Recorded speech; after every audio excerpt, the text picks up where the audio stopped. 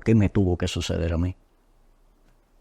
Yo siempre he sido buen padre, siempre he sido buen esposo, siempre he sido buen hijo. Lógicamente la culpa es lo primero que el paciente va a sentir. O sea, técnicas de relajación son primordiales prácticamente en todos los pacientes porque hay que buscar la forma de bajar esos niveles de ansiedad. O sea, es desprenderse prácticamente en vida de nuestra alma en momentos determinados y hacer reflexión de la enfermedad que tenemos. Ahora, se curaron, gozaron de una vida, murieron años después de una muerte natural por vejez y nunca se supo cómo se curó. Se llevó simplemente. Bienvenidos a Psicólogos Zen, tu espacio para el bienestar mental. Hoy hablaremos de un tema sensible, pero que es realmente importante hablarlo. Hablaremos del acompañamiento psicológico en las enfermedades terminales y para eso hoy tenemos a Marcos. Bienvenido. Gracias. Para comenzar, me gustaría preguntarte, ¿qué papel tiene este acompañamiento psicológico y qué impacto tiene en las enfermedades terminales, tanto para los pacientes como para los familiares? Gracias, Tania. Es vital el acompañamiento psicológico en estos pacientes con una enfermedad que puede convertirse en terminal. Empecemos por algo muy importante. La última palabra de una enfermedad que podemos pensar clínicamente que sea terminal, la dice el paciente. Se han sucedido casos que no se sabe clínicamente cómo el paciente redimensiona su proceso de adaptación a la enfermedad, empiezan a suceder cosas y se salva. Pero bueno, clínicamente hay un diagnóstico. Y te pongo el ejemplo, por ejemplo, el linfoma de Hodgkin, que es una enfermedad que por lo general no tiene altos índices de mortalidad, ya que tiene tratamientos y demás, pero si se escapa de las manos de la clínica, sí se convierte en mortal.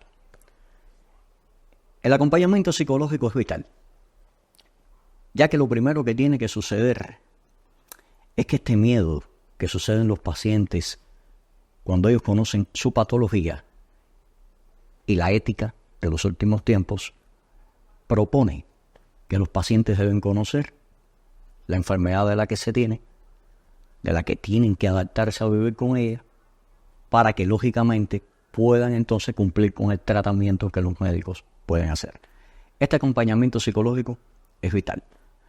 Yo dijera que viene siendo la pastilla sin tragar.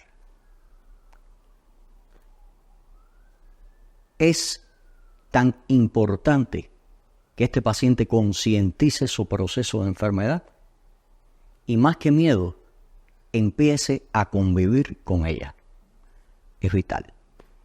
De nada sirve que el paciente mire la enfermedad con las preguntas que siempre se va a hacer desde ese miedo: ¿por qué me tuvo que suceder a mí? Yo siempre he sido buen padre, siempre he sido buen esposo, siempre he sido buen hijo.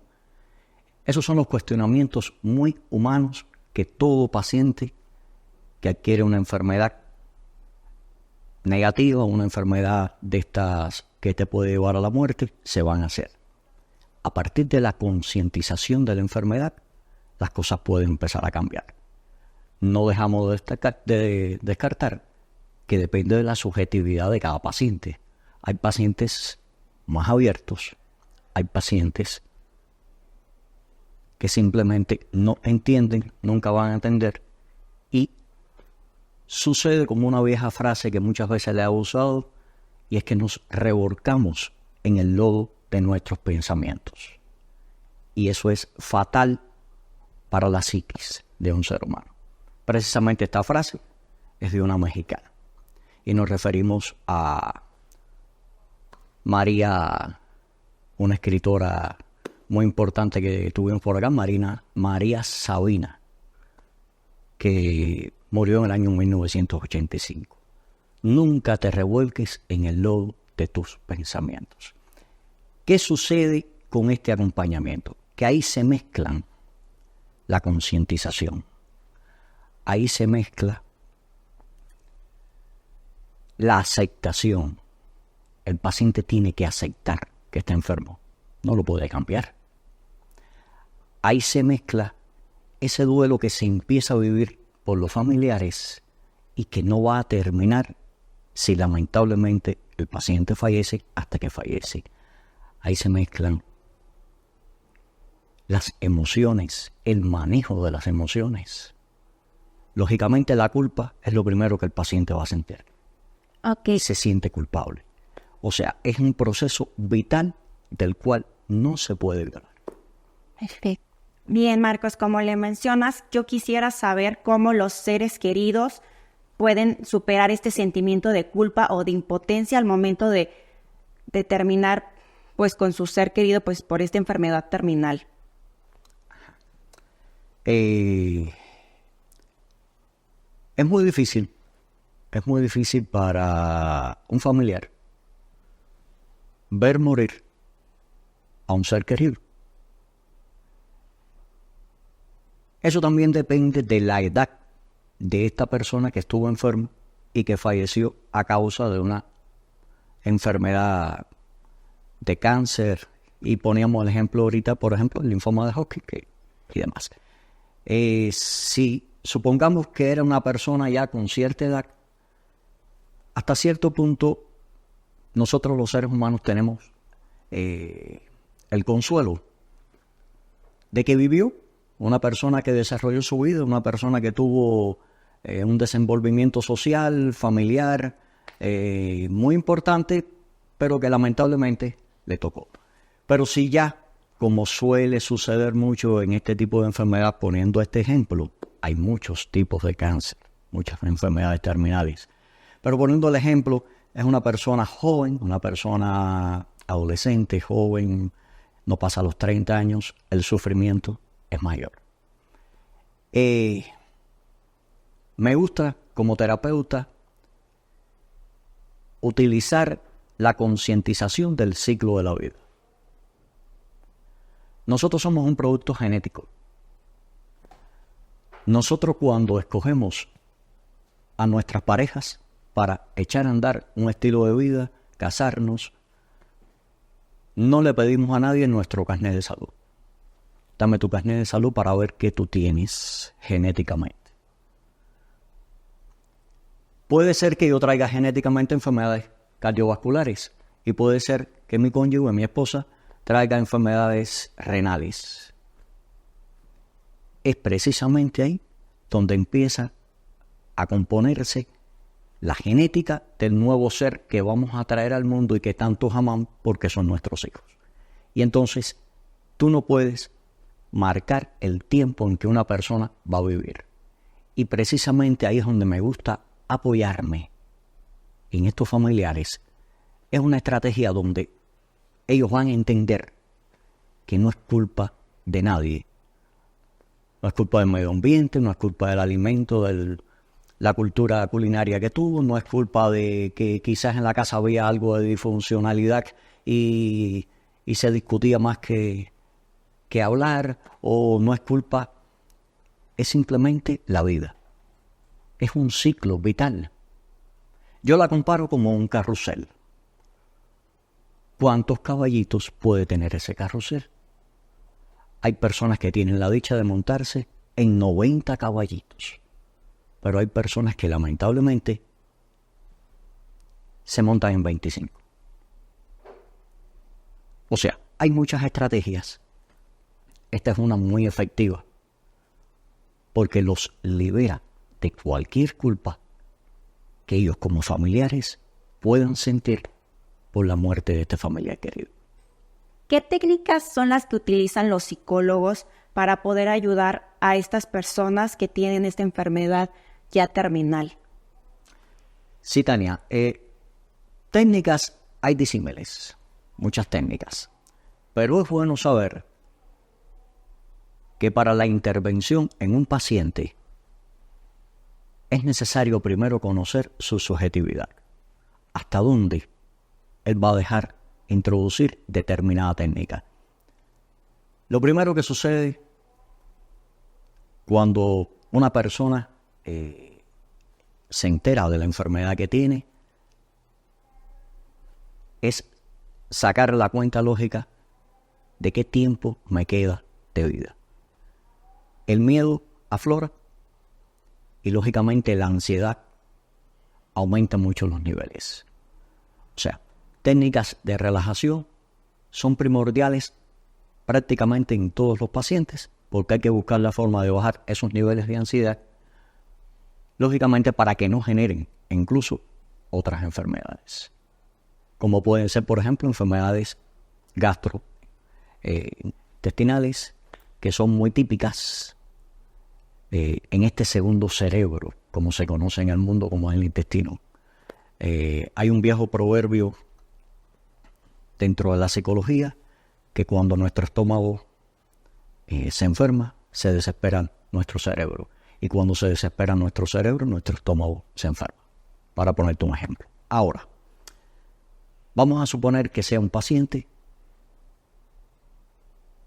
que logre conectar, que es vital, con el terapeuta. Que logre llegar a la empatía, a la reflexión. Podemos usar disímiles técnicas. Las técnicas de relajación, todas son válidas. Hay miles. Técnicas de relajación de respiración, técnicas de relajación yoga, técnicas de relajación zen. O sea, son técnicas que se utilizan, que son súper buenas. Todas van a llevar a la conciencia a bajar los niveles de ansiedad, a caer en lo que en los últimos tiempos se está hablando la supraconciencia, o sea, nuestra conciencia primera. O sea, es desprenderse prácticamente en vida de nuestra alma en momentos determinados y hacer reflexión de la enfermedad que tenemos. Ahora, es muy buena, por ejemplo, las técnicas de historias, de narrativas. Ayudan. Hay un viejo proverbio que dice, vista hace fe. A los seres humanos nos encanta ver, nos encanta palpar. Por eso que las historias son fabulosas. Cuando compartimos una historia donde el final nos demuestra que nuestra mente es el todo de nuestro cuerpo, estamos ganándole la batalla a este proceso de la enfermedad. Al principio decía de que nunca en una enfermedad que supuestamente es terminal se tiene la última palabra hasta que no sucede la muerte. Son muchos los casos de pacientes, vuelvo y repito, que estaban en una fase muy crítica, empezaron a mejorar, se curaron, gozaron de una vida, murieron años después de una muerte natural por vejez y nunca se supo cómo se curó. Se llegó simplemente a la determinación que su potencia cerebral lo curó. Se puede usar otras técnicas como técnicas musicales, porque repito, es a partir de la subjetividad de cada paciente. Hay pacientes que no soportan la música, hay pacientes que la música les es vital. Hay una técnica que a mí me gusta buscar mucho, o usar mucho, y es que todas las personas tenemos canales de evacuación. Todos tenemos un hobby, y este hobby es esencial para la vida. ¿Qué pasa con la vida cotidiana? Que no tenemos tiempo para desenvolvernos en los hobbies. La vida se nos convierte, como en algunos países se conoce, el arroz con pollo. Nos levantamos, vamos al trabajo, regresamos, dormimos, nos levantamos, vamos al trabajo, regresamos, dormimos, y no nos deja espacio para hacer cosas que nos gusten. Lógicamente, un enfermo a este nivel casi siempre dejan de trabajar. Ya el sustento económico de él pasa a manos de sus familiares y es ahí donde el hobby ayuda. ¿Qué te gustaba hacer? Me gustaba la equitación, montar caballo. ¿Tienes caballo? Sí. ¿Y por qué no lo montas? Es que estoy enfermo. ¿Por qué estás enfermo? La enfermedad la tienes en el cuerpo, no aquí, en tu mente, en tu cabeza. Monta caballo, está fuerte todavía. Y si me caigo, levántate. Los hobbies son buenísimos. No es otra cosa en psicología que cambio de actividad. O sea, técnicas hay disímiles. Todas son factibles. Vuelvo y repito, a partir de la subjetividad del paciente. Ok, también me gustaría preguntarte, ¿cuál es la diferencia entre cuando una persona ya va a morir definitivamente, cuando ya es anticipada, a cuando es inminente la muerte? Me preguntas cuando hay una enfermedad que puede terminar en la muerte o cuando evidentemente va a terminar en la muerte. Sí, hay diferencias. Hay diferencias porque cuando la enfermedad sucede muy rápido y prácticamente esta persona se sabe que el daño orgánico es extremadamente grande, no hay tiempo para que esta información desde el paciente y desde los familiares sea superada en razonamiento, en aceptación, en términos como de despedida. Hay pacientes que logran tener una muerte digna porque tienen tiempo de despedirse. ¿Qué pasa? Que estos pacientes, voy a empezar al revés, o sea, los que se van rápido primero, no tienen tiempo de concientizar su enfermedad. Simplemente van a ver su deterioro físico, que va a ser progresivo, va a ser extremadamente violento, y hay mucho sufrimiento por lo general detrás de todo este proceso. Sufrimiento tanto para pacientes como para familiares que se van a quedar con este duelo. Lógicamente para nosotros los terapeutas se complica la situación en este aspecto porque la persona que fallece lamentablemente la perdemos, no podemos hacer nada por ella.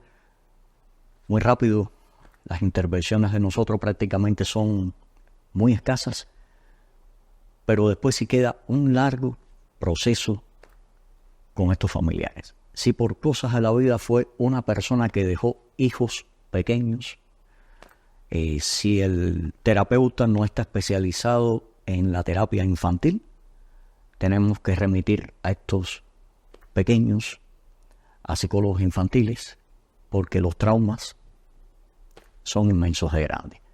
No es mi caso, que tengo buena especialidad en este asunto de terapia infantil. De hecho, siempre he trabajado más bien con los niños. Ahora, si el caso es de una enfermedad que pudiera tener ciertas expectativas de vida, quizás clínicamente la consideren los médicos como una enfermedad que puede terminar en terminal, pero es un cáncer, hay que ver. Volvemos acá a lo del principio, ya tenemos todas las posibilidades del mundo. Es importante un razonamiento que a mí me encanta hacer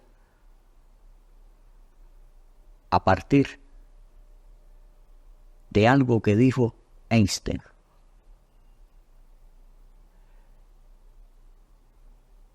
La mente es como un paracaídas y este solamente funciona si se abre. Cualquier enfermedad que tenga un paciente, no importa el nivel, el grado, la patología, la que sea, los pronósticos, no importa. Lo importante es una buena aceptación y abrir la mente. Recordemos la frase: si no se abre el paracaídas, es inminente la muerte. Porque no hay cuerpo que soporte la caída. Si se abre la mente, ya empezamos a salvar la vida. Tuve la experiencia hace unos años y pongo el ejemplo, ya que nosotros los terapeutas usamos las historias. Y tuve una experiencia con un paciente que hizo cáncer en los pulmones y metástasis en todo el cuerpo. Un paciente con una energía de vida importante. Toda su vida había trabajado, ya tenía 65 años de edad. Y con la mayor disposición del mundo le dijo al médico: me dices la verdad, porque yo soy un adulto y estos son mis hijos. Él estaba en presencia de sus hijos y me dices la verdad. El médico le dijo simplemente que tenía cáncer, que tenía metástasis. Y él dijo muy claro, voy a morir. Yo estaba presente porque lógicamente me tocaba estar presente delante del paciente. Trabajaba en un hospital infantil, pero esto fue un caso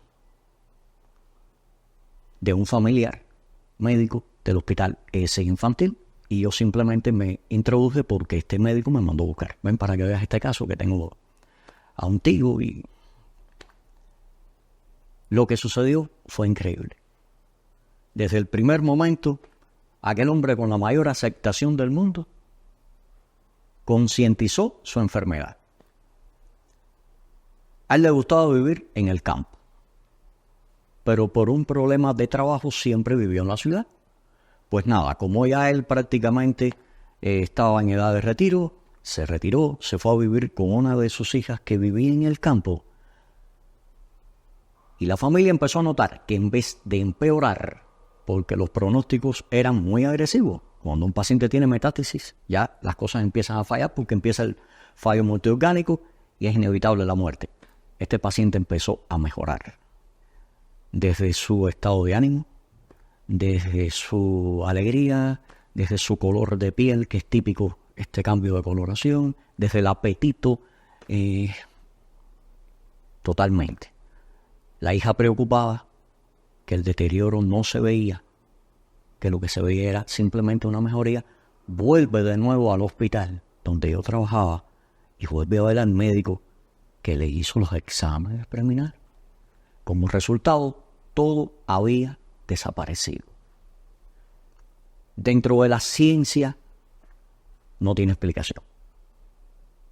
La explicación se la tuve que dar yo a este médico. El poder de la mente. Él lo asumió. Él no hizo catarsis de su enfermedad. Y el resultado fue que simplemente de eso no murió. De hecho, está vivo. Y estoy hablando de hace más de 4 años, hace más de 4 años. Qué interesante. ¿Qué consejo les puedes dar a las personas que nos están viendo, que están pasando por esta situación? Ya sea que están en el proceso de que ellos son los enfermos o que son familiares o seres queridos de esta persona. Nosotros los seres humanos no podemos o no somos responsables de nuestras emociones. Las emociones vienen por lo externo, pero sí somos responsables de qué hacer con nuestras emociones. Fíjate. No podemos controlarla desde lo externo, pero sí podemos controlarla desde nosotros. La emoción que siente una persona al saberse enferma, sobra decir que es de culpabilidad, de fatalismo, de miedo, de ansiedad. O sea, son disímiles. Pero es bueno tener presente de que todavía en la vida clínica todo no está escrito. Existen en este año ya que estamos viviendo 2024 muchas medicinas, muchas terapias, muchas operaciones donde se puede redimensionar, cambiar, curar patológicamente a una persona. Pero también, como mismo existen, muchas veces son inutilizables, porque ya el avance de la enfermedad es a un nivel tal donde la medicina no puede hacer nada. Ahora, cada día que pasa y nos percatamos, para poner un ejemplo hipotético, con los más pequeños de casa, con los niños. Cada día que pasa, el desarrollo psíquico de los niños aumenta. Era inaudito que en mi época, que difiere con la tuya, tú eres mucho más joven que yo, es inaudito pensar que en la época mía, suponiendo que hubiese existido un móvil, que no existía, un niño fuera capaz de coger el móvil, andar en él aún sin saber leer y escribir, explorarlo, buscar la información, jugar, que es lo que hacen los niños. Nada. En estos momentos cualquier niño, 2, 3, 4 años, que no debe ser, ya aprovecho la oportunidad para decirlo, los niños hay que alejarlo de la tecnología. Por otros motivos, simplemente frena el desarrollo psicomotor. Ya, pero bueno. ¿Qué sucede en estos tiempos? ¿Qué ha cambiado nuestra mente? El cambio estructural que ha dado el mundo, la globalización, ha hecho que nuestra mente esté más preparada, pero a la misma vez esté más vulnerable. ¿Cómo se entiende esto? La presión de los trabajos, la presión del mundo moderno hace la vulnerabilidad de nuestra mente, porque nos pone siempre a pruebas. El estrés es un factor que nos lleva de la mano y corriendo, y siempre lo tenemos en la primera línea, el estrés. Y está demostrado que el estrés mata. Pero si es una persona enferma que lamentablemente por el estrés se enfermó, tiene 2 posibilidades: o acepta la enfermedad hasta que termine y muera, o simplemente lucha con ella. Va a tener la lucha médica, clínica, los medicamentos, pero la otra lucha depende solamente de ella. Entonces, esas emociones, tú sí eres el responsable de lidiar con ellas. Eres el responsable de hacer que tu vida sea más feliz, de cambiar tu estilo de vida, de aceptarla, de mirar la vida como un juego. Es necesario e incluso hasta planificar nuestra propia muerte, porque precisamente en ese juego emocional puede darse el milagro de la salvación. Gracias, Marcos, por tus valiosas palabras. ¿Te gustaría compartir algo más con nuestra audiencia? Sí, por ejemplo, hay una historia que siempre me ha gustado muchísimo y la utilizo mucho en mis pacientes, sobre todo en estos pacientes que tuve en estos últimos tiempos. Estamos hablando de niños, pacientes muy complejos. Trabajar este tipo de terapia de los niños es difícil para todo el mundo. Es difícil para el niño porque lógicamente no tiene un desarrollo psíquico como para entender ciertas y determinadas cosas que pasan en la vida. Es difícil para los familiares y es extremadamente difícil para nosotros, los terapeutas. Esta es una historia que la utilizo mucho y dice así. En cierta ocasión, un rey, que como todos los reyes estaba acostumbrado a las guerras, a los conflictos, a los problemas, quería ver en un cuadro reflejaba la paz verdadera.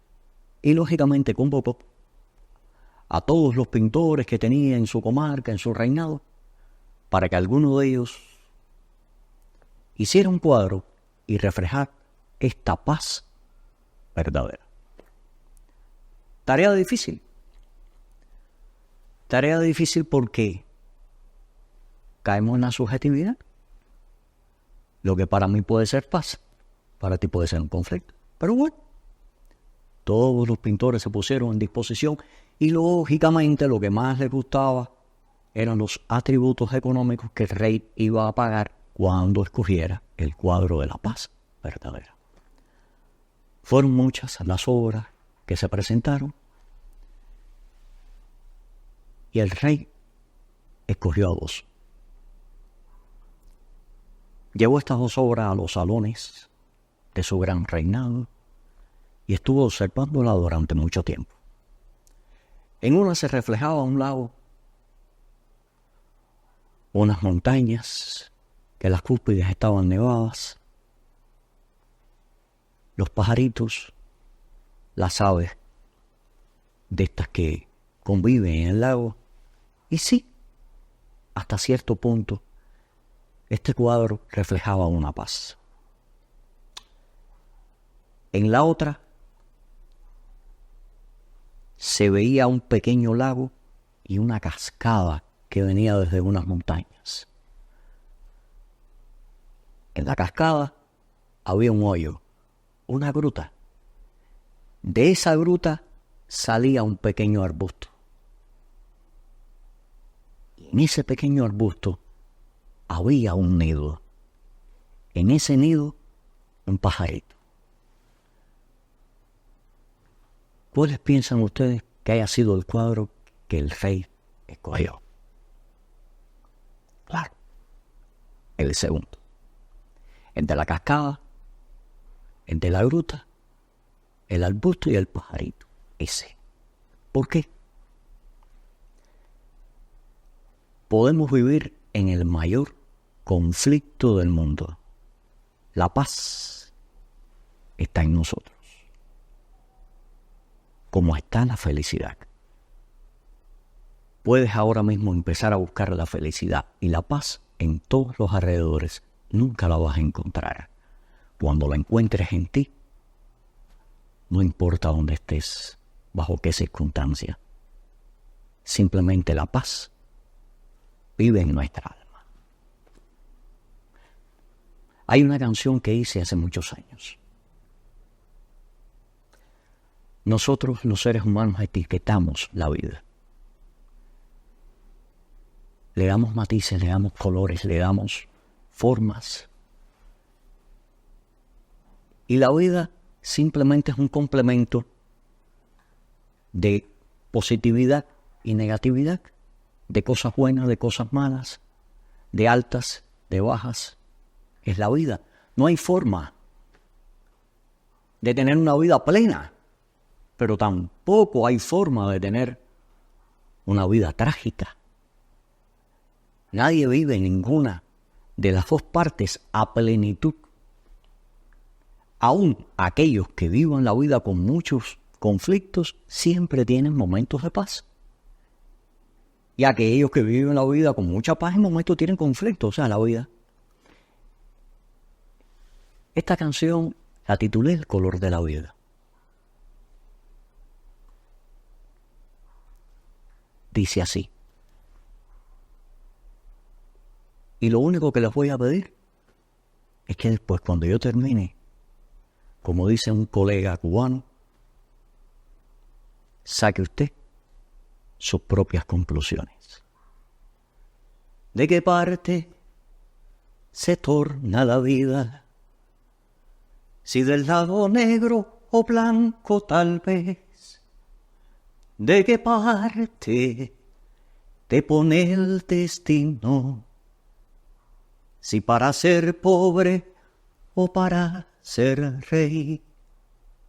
¿Cuántas veces cultivas tu alma que al final se crece o al final se va? ¿Cuántas veces la vida te engaña? Bien para algo bueno, bien para algo mal. Y no pienses que solo tú vives momentos impropios, momentos sin paz. Todos llevan penas escondidas o dulces alegrías que nos hacen llorar. ¿De qué lado prefieres tu vida? Si sabes que el blanco y el negro estarán, no te aflijas y tenla de amiga, que ella por su parte también te tendrá. No, muchas gracias a ti, Marcos. Sabias palabras. Gracias por compartir tu conocimiento con nosotros. Fue un placer. Y recuerden que todas las personas no están solas. En psicólogoszen.com estamos dispuestos a ayudarte hacia tu camino hacia el bienestar.